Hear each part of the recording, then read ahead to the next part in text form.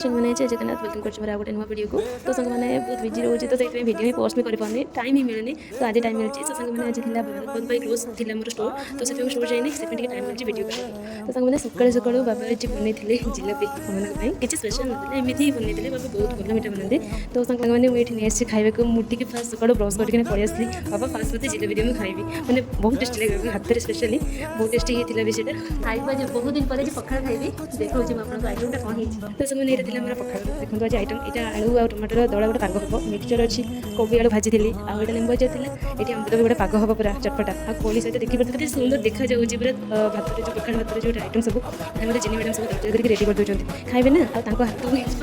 तो मो हाथ में टेस्टी लगे मैंने मत ही लगे तो आम ये तीन भाई भाई बस खाऊ धन खाऊँ कि सांग मैंने आम खाऊँ से म्यूट करदे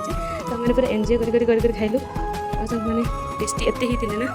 कही पारे बर्थडे सीरीयसली आउ बहुत दिन पर माने बहुत दिन पर गाँव को जाइए जो एवं से भी खाई पानी थंडा खाई लास्ट टाइम तो गाँव ही खाई ये तो खाई तो मैंने भिडियो भल लगी लाइक करेंगे सब्सक्राइब करेंगे प्लीज प्लीज।